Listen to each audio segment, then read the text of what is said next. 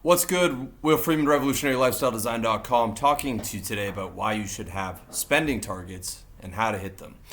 So, let's say you're doing six figures and you're looking at moving abroad, or you're already abroad. So, you want to set out, instead of what most guys do, which is they're thinking about how do I make my income meet my budget, and they're defensive oriented. And I was speaking with a client of mine, and he was a real wild boy in his 20s, living out in Latin America, going to countries, doing crazy things, running around with girls. And Latin America tends to attract the most cowboy types. And we were talking about how many guys that he met are still over there. And maybe it's only 20%, right? And the number one thing we figured out, that the guy eventually went back to America to get a job, or he's working as like a English teacher in Colombia or something. He kind of gave up on the entrepreneur dream. Was that they were defensive oriented, meaning they were always trying to think about how do I live for $1,500 a month, instead of saying I'm out here at 23, I'm making $1,500 a month, that's enough to live. How do I get to 10K? How do I get to 20K? How do I get to 30K?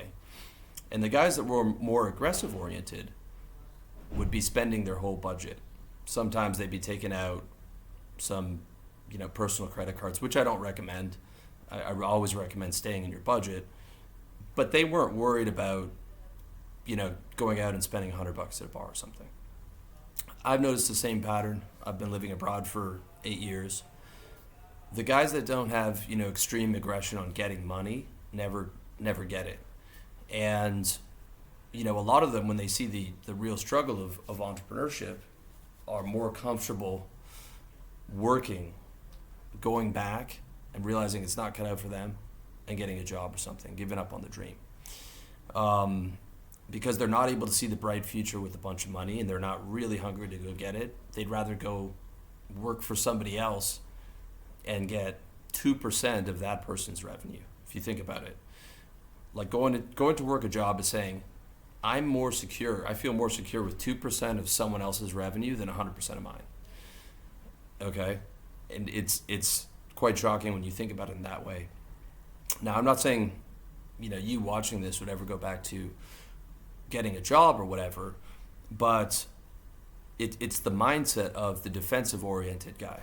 Grant Cardone makes a good point that income solves all problems. Now, I don't recommend getting a bunch of dumb lifestyle leaks and spending more than you earn, for any amount of time. And, the second you start making 20K a month, you're going to the club and spending all of it at the club and all this dumb shit and, getting a Ferrari.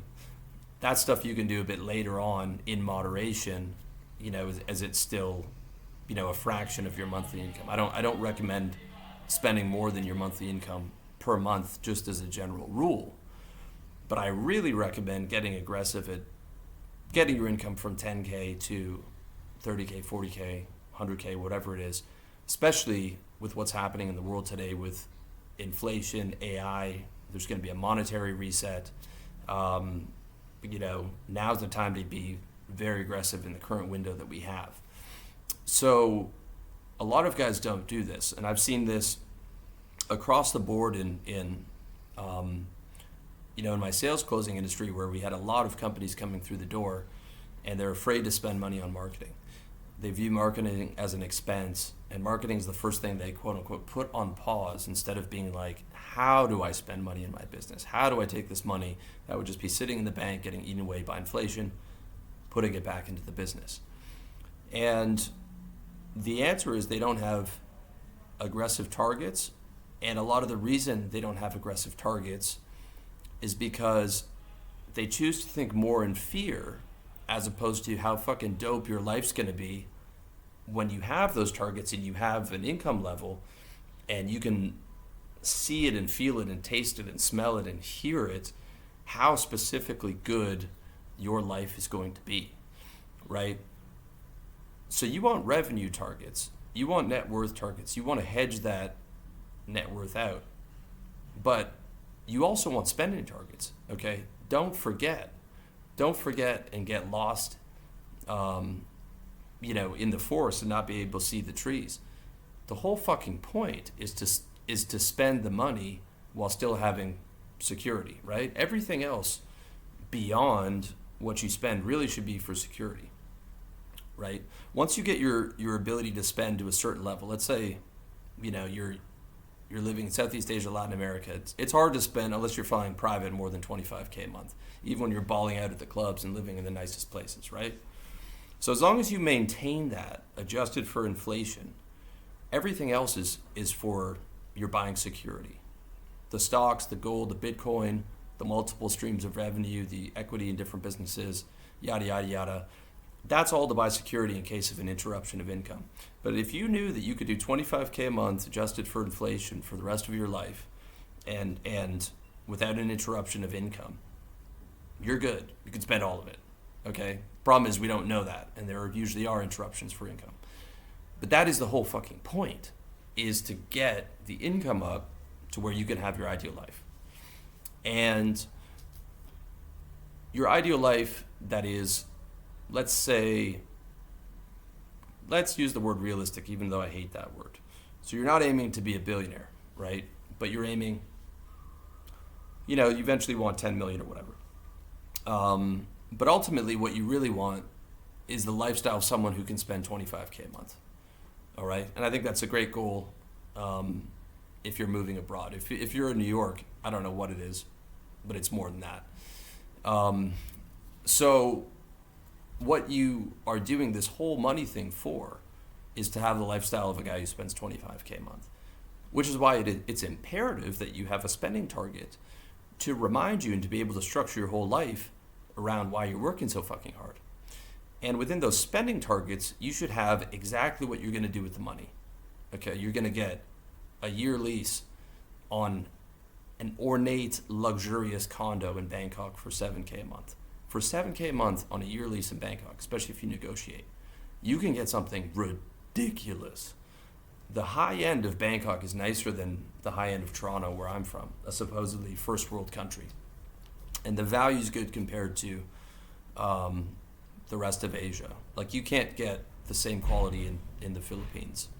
In KL you can, in Malaysia, but it's just, in my opinion, it's not as dope a city as Bangkok.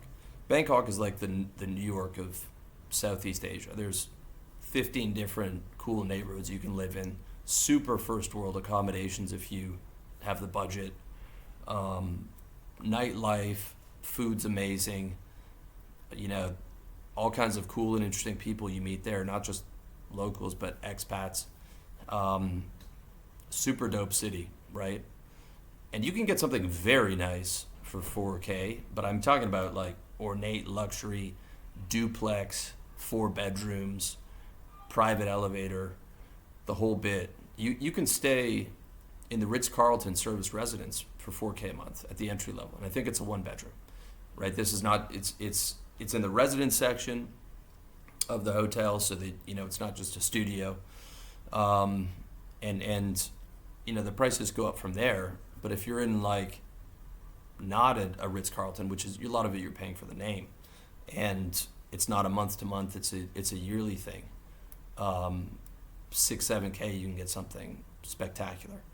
Okay. Then you want to add food.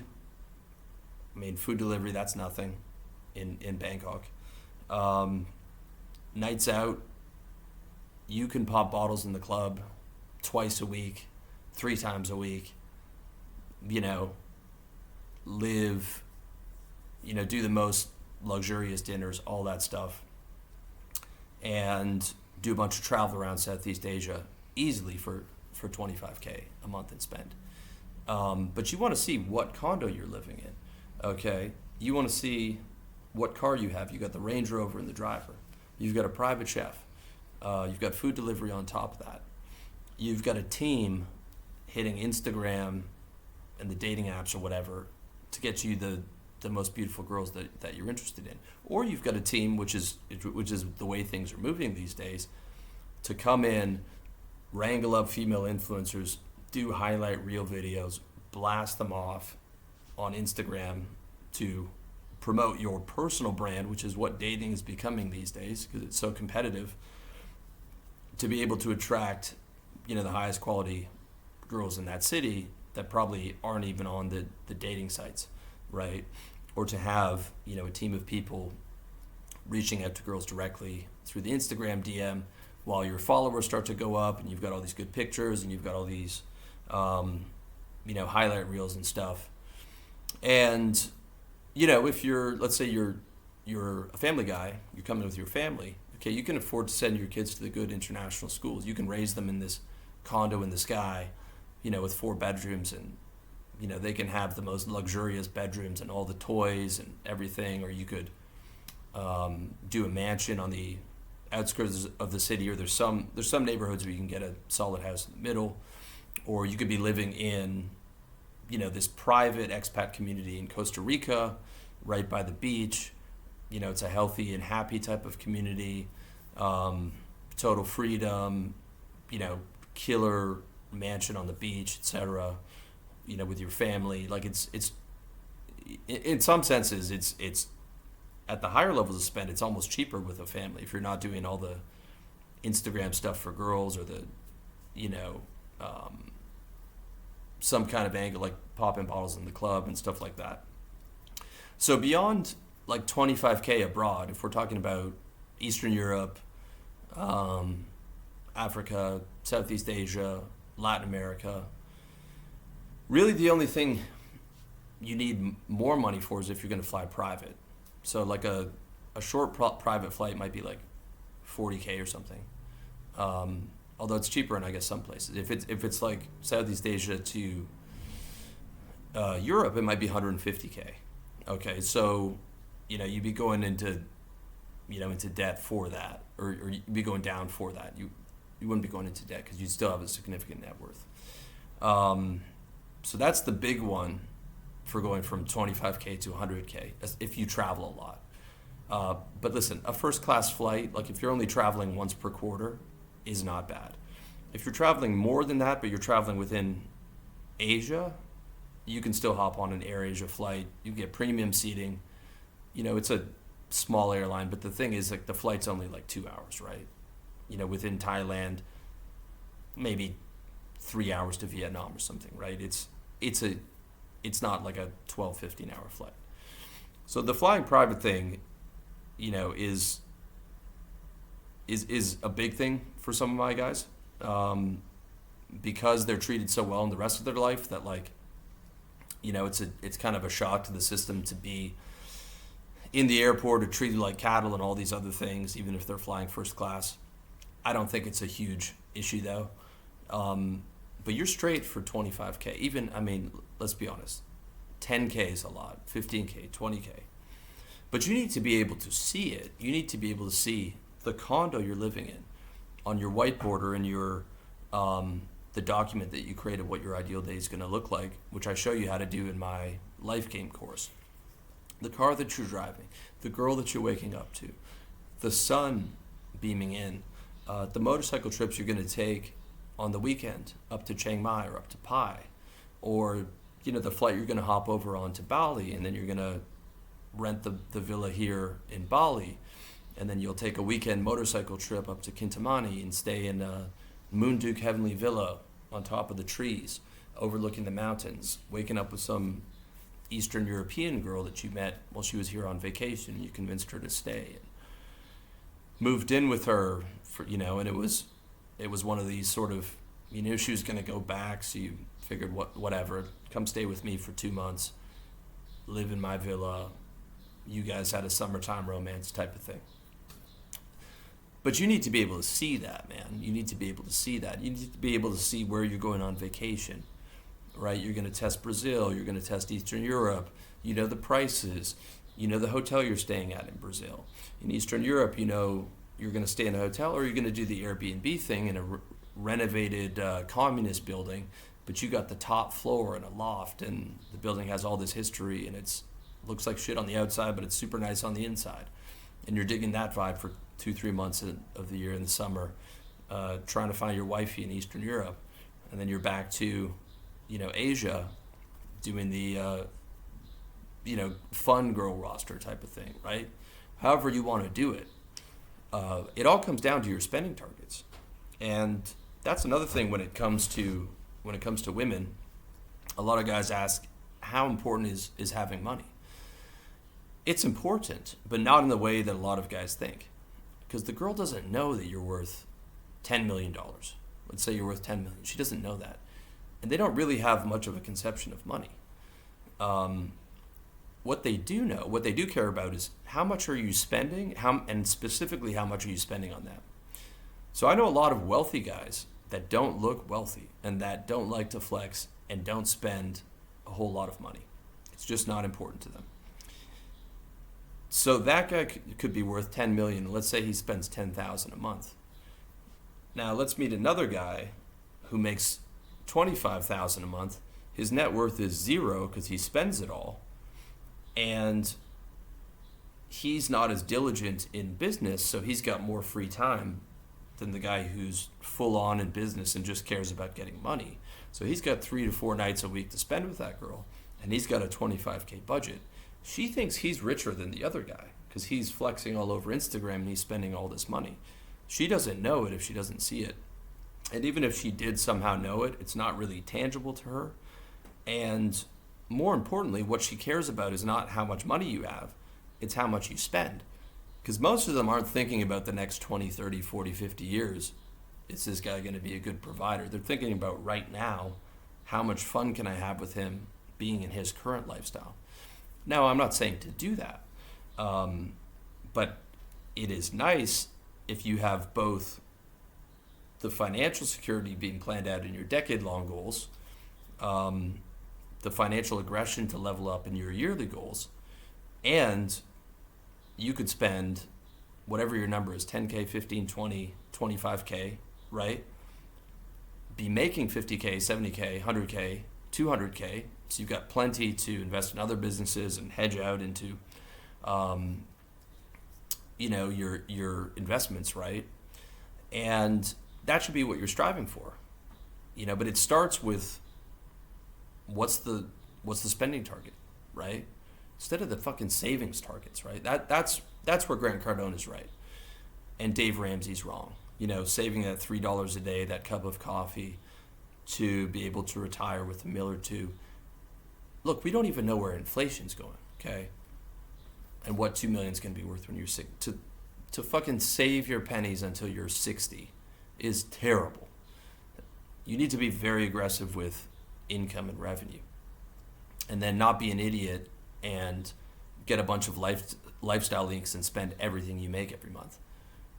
You just need to get the income up high enough to where you can spend your 15, 20K and still be able to invest in different things and things of that nature. And if you can't, you should be sitting around thinking about, how do I do that? This is how I want to live. This is enough for me. Anything beyond that is just flying private or whatever. Like, you're living a lot of a billionaire's life at that point, except you're just don't have your own jet. You're not flying private everywhere, but you're still at the best parties you want to be. You're still eating the food you want to be. You're still staying in the same hotels the billionaire would if he was in Southeast Asia. You still got, okay, maybe your condo isn't the mansion that he would have, right? But it's pretty damn nice, pretty damn close. Like, it would be $7K a month in Bangkok. Looks like a damn billionaire. You look like a Hong Kong gangster warlord from the 1990s, like John Woo movies, right? It's killer. Your access to girls is phenomenal. You're living a good part of that, at that spend, right? So anything beyond that it's private, and those guys are doing a lot of power games and, involved in politics and various things like that. They're also just playing a lot for the numbers on the scoreboard at that point. It just becomes a game. But in terms of the actual lifestyle, you probably have a more fun lifestyle than most billionaires too, because you're younger and you have more free time. Those guys are working 24 hours a day. So you need to figure what that number is for your ideal lifestyle, and don't skimp on things, right? Don't skimp on things. If you want a yacht, you can still rent. Don't think about buying it. Think about, let me charter it once a month or whatever. Get together with my boys and charter that thing, right? So you can have the yacht. If you want to fly private, okay, you don't need to buy the plane. Just get $100K a month coming in. You can fly private every month within Asia. If that's not important to you, then you can have a lesser target. But ultimately, you need that spending target. And it all comes down to your ideal life, which is about your happiness.